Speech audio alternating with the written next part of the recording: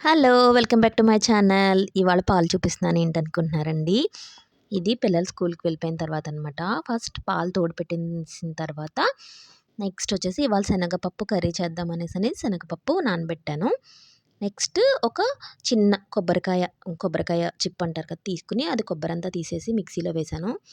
Next first washing మిషన్‌లో బట్టలు వేద్దామని వెళ్ళాను. ఈ వైట్ యూనిఫార్మ్ ఉంది కదా! ఇది నేనే వాష్ చేసుకోవాలండి. అందుకనే నానబెట్టాననమాట బకెట్‌లో. నెక్స్ట్ వచ్చేసి రైస్ తీసుకొని రైస్ కూడా నానబెట్టుకుంటున్నాను.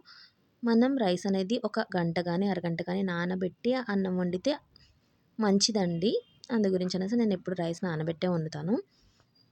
నెక్స్ట్ వచ్చేసి పాలు కూడా తోడు పెట్టేసాననమాట. పాలు తోడేసిన తర్వాత నెక్స్ట్ ఇక్కడ ఒక హాఫ్ అన్ అవర్ పైన అయింది. నేను శనగపప్పు నానబెట్టాను కదా! ఆ శనగపప్పుని కుక్కర్‌లో పెట్టి ఓన్లీ ఒక్క విజిల్ మాత్రమే రానివ్వండి. చెప్తున్నాను కదా! ఇది కొబ్బరికాయ శనగపప్పు కర్రీ అండి. కుక్కర్‌లో పెట్టిన తర్వాత ఇందాక ముక్కలు చేసి పెట్టుకున్న కొబ్బరి ఉంది కదా! అది కూడా మిక్సీ పట్టేసుకున్నాను.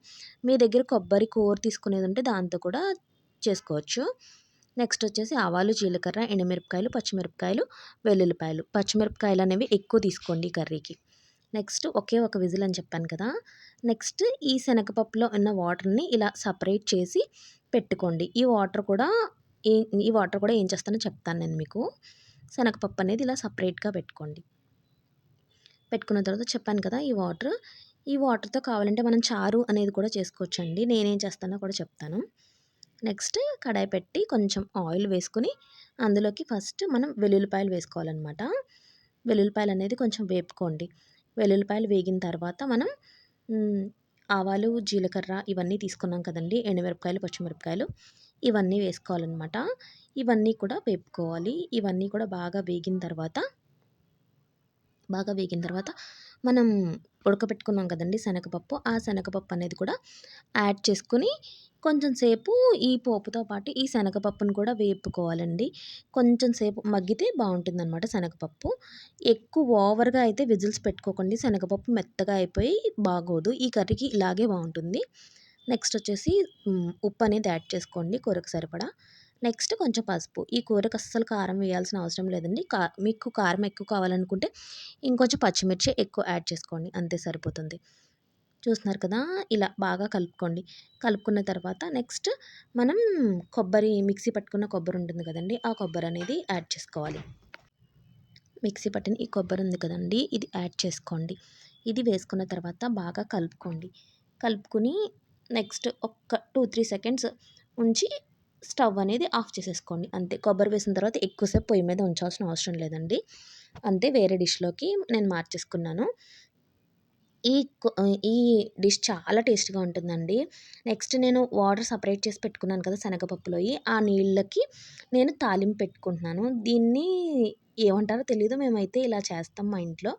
ఈ వాటర్‌కి కొంచెం ఉప్పేసుకొని ఇలా తాలింపు పెట్టుకొని మనం ఈ కర్రీతో పాటు తింటే ఇది కాంబినేషన్ అనేది బావుంటుందనమాట. అంతే శనగపప్పు వాటర్ అంతే. మేమైతే దీన్ని ఇలాగే అంటాం. అంతే. కొంచెం సాల్ట్ యాడ్ చేసుకున్నానంతే. ఇది మరగనవసరం లేదు కూడా అండి. అంతే జస్ట్ ఇలా పెట్టుకుంటే సరిపోద్ది తాలింపనేది. నెక్స్ట్ మార్నింగ్ బ్రేక్‌ఫాస్ట్ చేసినవి అవన్నీ గిన్నెలున్నాయి. అవన్నీ కూడా వాష్ చేసేసుకున్నాను మీన్‌వైల్. ఈ వంట అనేది చేసుకుంటూనే రైస్ పెట్టేసాననమాట. రైస్ పెట్టేసిన తర్వాత శనగపప్పు కర్రీ చేశాను గానీ క్యారెట్ అనేవి ఫ్రిడ్జ్‌లో చాలా ఉన్నాయి. అందు గురించి అనేసని క్యారెట్ ఫ్రై కూడా చేద్దాం అనేసని క్యారెట్ కోసి పొయ్యి మీద పెట్టేసాను. నెక్స్ట్ వచ్చేసి పండగ షాపింగ్ అయిపోయిందండి మీ అందరిది.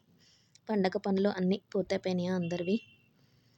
ఈరోజు మా లంచ్‌లోకొచ్చేసి వైట్ రైస్, శనగపప్పు, కొబ్బరికాయ కర్రీ, శనగపప్పు వాటర్ ఉంది కదండీ! అది తాలింపు పెట్టాను.